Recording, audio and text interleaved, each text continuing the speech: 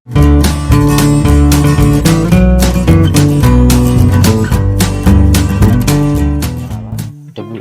Technical Channel မှာပြန်လာကြိုဆိုပါရစေ။ဒီတစ်ပတ်တော့ကျွန်တော်ကမိတ်ဆွေတို့ကို KMZ file export လုပ်နည်းကိုကျွန်တော်ပြောပြပေးမှာဖြစ်ပါတယ်။ဒီဗီဒီယိုလေးမစခင်မှာ WMA Technical Channel မှာနည်းပညာကျောင်းတွေမြေပုံကျောင်းတွေပုံမှန်တင်ဆက်ပေးနေလည်းဖြစ်တဲ့အတွက်ကျွန်တော်ရဲ့ channel လေးကို subscribe လုပ်ရသေးပြီဆိုရင် subscribe လုပ်ထားနိုင်ပါတယ်။ပြီးရင်ဒီဗီဒီယိုလေးကိုဆုံးထိကြည့်ပြီးတော့ဒီဗီဒီယိုလေးကမိမိတို့အတွက်အကျိုးရှိတယ်ဆိုရင် like ပေးခဲ့လို့ရပါတယ်ဘေးကကပဲလေးကိုနှိပ်ထားခြင်းပြင်လဲကျွန်တော်တို့တင်သမျှအစီအစဉ်လေးတွေကိုမပြတ်တော့အောင်ယူထားလို့ရပါတယ်ဟုတ်ကဲ့ပါအခုစပြီးတော့ကျွန်တော်က earth နဲ့ earth ဆိုတဲ့ကျွန်တော်ဒီ software တစ်ခုကို KMZ file ကို input လုပ်ပြပေးမှာဖြစ်ပါတယ်ပထမဆုံးအနေနဲ့ကျွန်တော် earth ထဲကိုကျွန်တော်တို့ဝင်လိုက်ပါမယ်ဝင်လိုက်တဲ့ခါကျရင်ကျွန်တော်တို့ကဒီမှာဒီအလံတိုင်းလေးကိုကျွန်တော်နှိပ်လိုက်ပါမယ်ဗျာ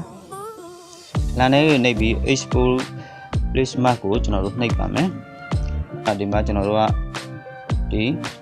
ဘယ်ထဲမှာ store ထဲမှာကျွန်တော်တို့နှိပ်လိုက်ပါမယ် store ထဲမှာနှိပ်ပြီးမှကျွန်တော်တို့ကဘယ် file ထဲမှာကျွန်တော်တို့ဒီ KZ file ရှိလဲဆိုတာကျွန်တော်ရှာရပါမယ်အဲ့ဒါကိုကျွန်တော်တို့ KZ file ကို Telegram ထဲမှာဒီကောင်Viber နဲ့ပို့ရင် Viber ထဲမှာရှာလို့ရမယ် Zebra နဲ့ပို့ရင်လည်းကျွန်တော် Zebra ထဲမှာကျွန်တော်ရှာလို့ရပါမယ်ကျွန်တော်က Telegram ထဲမှာကျွန်တော်ရှာလိုက်ပါမယ်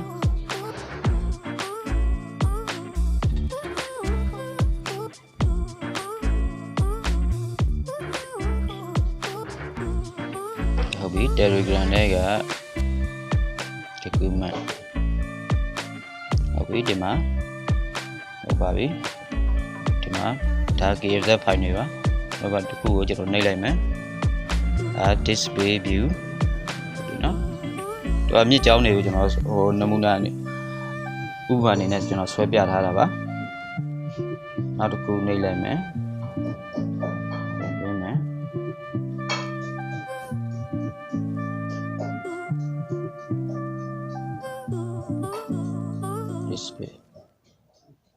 ဒါမြစ်ကြောင်းတွေကိုဥပမာအနေနဲ့ပြလို့ရအောင်ကျွန်တော်လုပ်ထားတာပါကျွန်တော်တို့မိတ်ဆွေ KMZ file လုပ်နည်းကိုသိကျင်တယ်ဆိုရင်ကျွန်တော်ရဲ့ comment box မှာ yes လို့ပေးခဲ့ပေးပါဒါ KMZ file ကျွန်တော်တို့ဒီမှာရပါပြီကျွန်တော်မြစ်ကြောင်းကိုဥပမာအနေနဲ့ကျွန်တော်လုပ်ပြထားခြင်းဖြစ်ပါတယ်နောက်တစ်ခုတွားပါမယ်ကျွန်တော်တွားပါမယ်အဲ့ဆိုတဲ့ software ကိုကျွန်တော်တို့ဖွင့်လိုက်ပါမယ်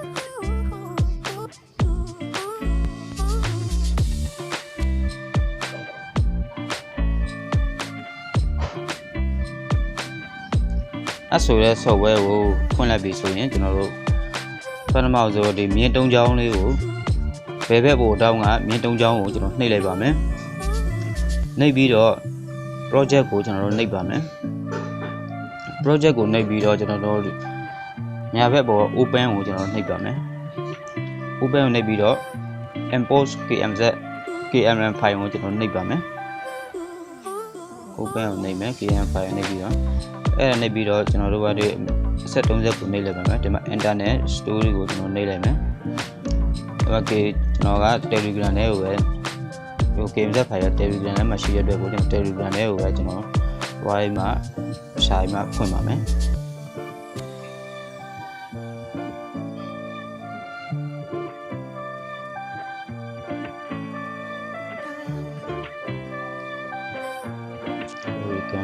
Telegram နဲ့ကိုပဲတွားရှာဖွင့်ပါမယ်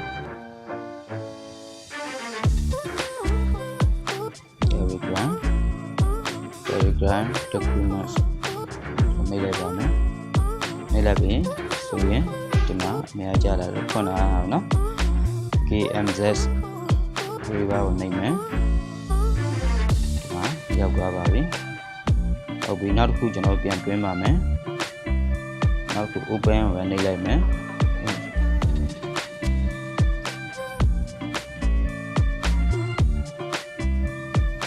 နောက်တစ်ခုပြန်တွင်းမယ်ဒါဆိုမှကျွန်တော်နှစ်ခုတွင်းလာပါပြီဒီမှာ တာဆိုရပါပြီကျွန်တော်ရဲ့မိတ်ဆွေများ KMZ export လုပ်နေတည်နေတယ်ဆိုရင်ကျွန်တော်ရဲ့ comment မှာ yes လို့ပေးခဲ့ပေးပါဒီဗီဒီယိုလေးကိုအဆုံးထိကြည့်ရှုပေးလို့အားလုံးကိုကျေးဇူးတင်ပါတယ်ကျွန်တော်ရဲ့ channel လေးကို subscribe လုပ်ရတယ်ဆိုရင် subscribe လေးလုပ်ခဲ့ပေးလို့ရပါတယ်အားလုံးကိုကျေးဇူးတင်ပါတယ်နောက်ဗီဒီယိုမှာကျွန်တော်ပြန်လာ